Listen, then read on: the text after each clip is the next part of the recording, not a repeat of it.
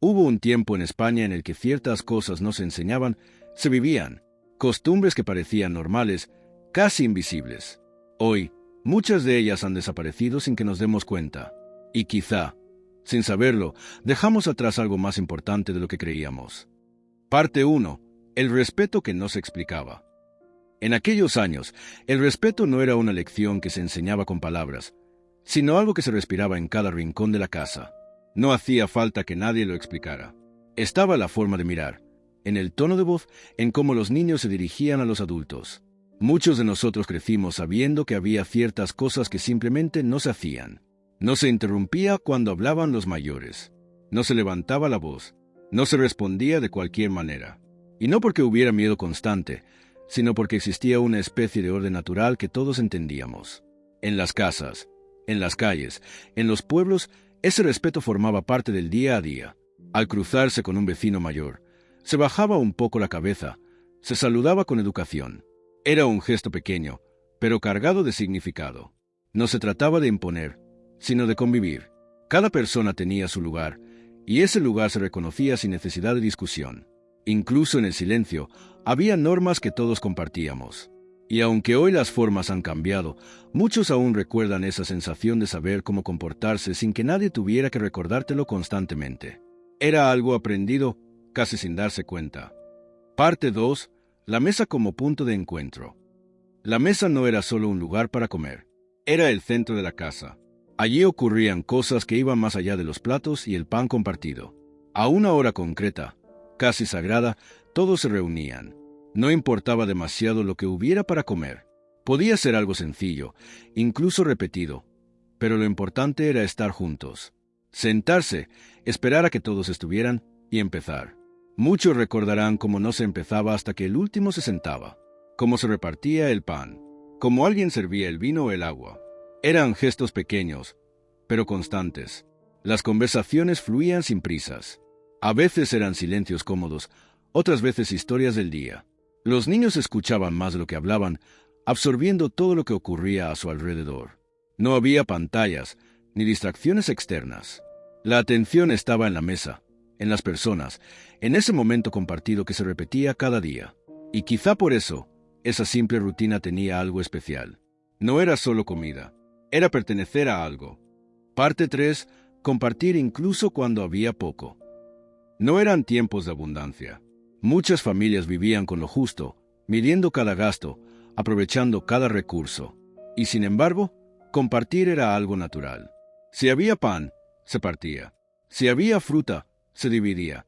Y si llegaba alguien, siempre se hacía un hueco más. No importaba demasiado si alcanzaba o no. Se ajustaba, se repartía, se encontraba la manera. En muchos hogares, esta forma de vivir no se veía como un sacrificio. Era simplemente lo normal. Nadie hablaba de ello como un valor especial. Era la forma en la que se hacían las cosas. Los niños crecían viendo estos gestos y lo repetían sin cuestionarlos.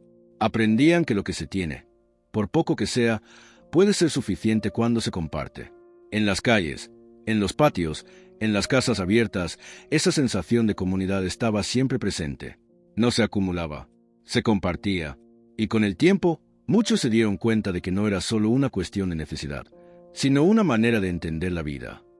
Parte 4. El saludo como forma de reconocimiento. Entrar en un lugar sin saludar era impensable. Era casi una norma no escrita que todos respetaban. Al cruzar la puerta de una tienda, al pasar por una plaza, al encontrarse con alguien en la calle, siempre había un buenos días, un buenas tardes, un gesto, una mirada. No era algo forzado. Era automático, natural, como si reconocer al otro fuera una parte esencial de la convivencia. En los pueblos, sobre todo, esto tenía aún más peso. Las caras eran conocidas, las voces familiares. Cada saludo reforzaba esa sensación de pertenencia. Incluso los niños lo sabían. Aprendían pronto que no se pasaba de largo sin decir nada.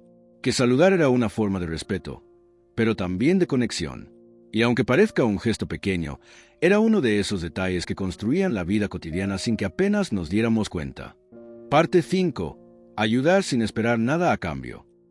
Había una forma de ayudarse que no necesitaba explicaciones. Si alguien lo necesitaba, se hacía, sin preguntas, sin cálculos. Un vecino que necesitaba una mano, una familia que pasaba por un momento complicado, alguien que pedía un favor. La respuesta solía ser inmediata. No se hablaba de solidaridad como un concepto. Se vivía, era parte del día a día, como tantas otras cosas. En los barrios, en los pueblos, esa red invisible de apoyo estaba siempre presente.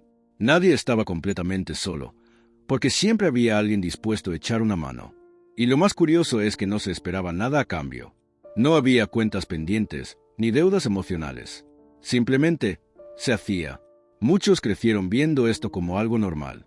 Y quizá por eso, hoy lo recuerdan como algo que no hacía ruido, pero que lo sostenía todo. Parte 6. La calle como lugar de vida. La calle no era simplemente un espacio entre casas. Era, en muchos sentidos, una extensión del hogar. Un lugar donde se pasaban horas sin darse cuenta, donde el tiempo parecía transcurrir de otra manera, sin prisas. Muchos recordamos cómo, después de las tareas o al terminar la comida, bastaba con salir a la puerta para que todo comenzara.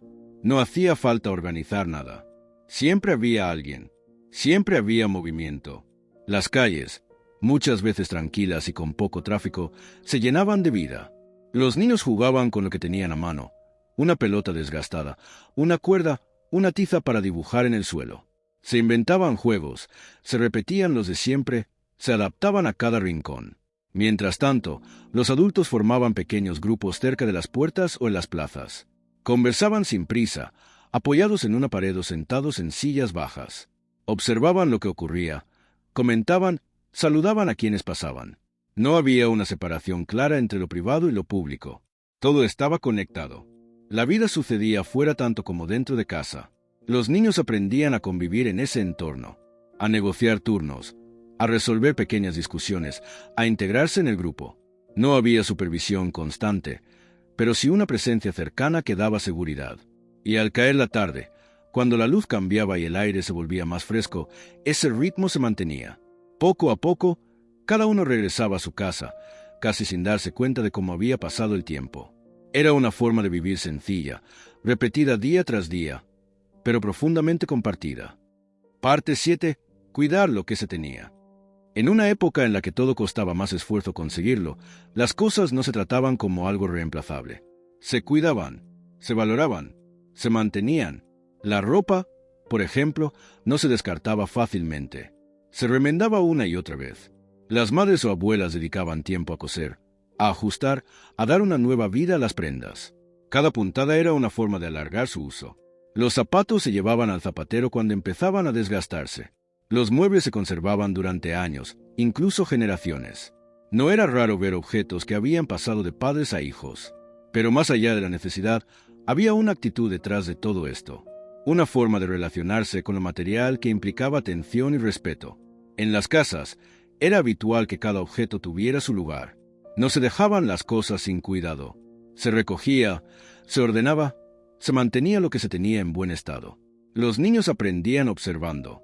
Sabían que no se rompía algo por descuido, que había que usarlo con cuidado, que las cosas no aparecían sin más. Y aunque no se hablaba de sostenibilidad ni de consumo, esa forma de vivir generaba un equilibrio natural. No se trataba de tener mucho, sino de saber cuidar lo que se tenía. Y en ese gesto repetido, cotidiano, se construía una relación distinta con las cosas. Parte 8. Escuchar antes de hablar. Había un ritmo en las conversaciones que hoy puede parecer distinto. No todo era inmediato. No todo se decía al mismo tiempo. En las reuniones familiares, en las visitas o incluso en la vida diaria, las palabras tenían su espacio. Se escuchaba con atención, sin la necesidad constante de intervenir. Los niños, especialmente, crecían en ese entorno. Sabían que primero se observaba, que primero se escuchaba, que había un momento para hablar y que ese momento llegaba de forma natural. Las historias se contaban con calma, sin interrupciones constantes.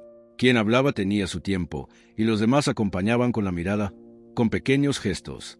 Había silencios, pero no eran incómodos. Formaban parte de la conversación. Permitían que las ideas se asentaran, que el momento tuviera profundidad. Escuchar no era pasivo. Era una forma de participar, de estar presente. En muchos casos, esa forma de comunicarse hacía que las palabras tuvieran más peso, que lo que se decía importara. No se trataba de hablar menos, sino de hablar en el momento adecuado. de dar espacio al otro. Y aunque hoy el ritmo sea distinto, muchos recuerdan ese estilo de conversación como algo más pausado, y quizás más completo. Parte 9. La confianza en los vecinos. En muchos barrios y pueblos, la convivencia iba más allá de lo que ocurría dentro de cada casa. Había una red invisible que conectaba a todos. Los vecinos no eran figuras lejanas. Formaban parte de la vida cotidiana. Se conocían los nombres, las rutinas, los pequeños detalles de cada familia. Era habitual que las puertas estuvieran abiertas o entreabiertas, que los niños entraran y salieran de casas cercanas sin necesidad de pedir permiso formal. Todo fluía con naturalidad. Si hacía falta algo, se pedía. Un poco de sal, un utensilio, cualquier cosa. Y siempre había alguien dispuesto a ayudar, sin complicaciones. También existía una cierta vigilancia compartida, pero no en un sentido negativo. Si un niño hacía algo fuera de lugar, alguien lo veía, y ese alguien podía comentarlo a sus padres. Era parte de ese entorno común. Esa cercanía generaba una sensación de seguridad difícil de describir. No porque todo fuera perfecto, sino porque había una conciencia colectiva de cuidado. Las conversaciones en las puertas, en las escaleras, en las plazas, mantenían ese vínculo vivo. No hacía falta planear encuentros. Sucedían, y en ese contexto, la vida se sentía más conectada, más próxima, como si cada persona formara parte de algo más amplio. Parte 10. La sencillez como forma de vida. La vida cotidiana tenía un ritmo claro. No había tantas opciones, ni tantas decisiones constantes. Muchas cosas seguían un orden que se repetía día tras día. Las rutinas marcaban el tiempo, la hora de levantarse, de comer, de salir, de descansar. Todo tenía un lugar, y dentro de esa estructura, la vida fluía con cierta estabilidad. No se buscaban continuamente novedades. Lo conocido tenía valor. Las mismas calles, los mismos lugares, las mismas personas. Todo formaba parte de un entorno familiar. Las celebraciones eran sencillas. Reuniones en casa, comidas compartidas, momentos sin grandes preparativos, pero con una presencia que los hacía especiales. No era una vida sin dificultades. Había esfuerzo, trabajo, limitaciones, pero también había una manera de afrontar lo que estaba integrada en esa sencillez. Las cosas no se complicaban más de lo necesario. Se resolvían con lo que había, con lo cercano, y quizás por eso, cuando muchos miran atrás, no recuerdan tanto lo que faltaba, sino la forma en que se vivía el día a día. Una forma más directa, más simple, pero profundamente arraigada en lo cotidiano. ¿Y tú? ¿Dónde creciste? ¿Cómo era tu vida en aquella España de antes? Te leo en los comentarios.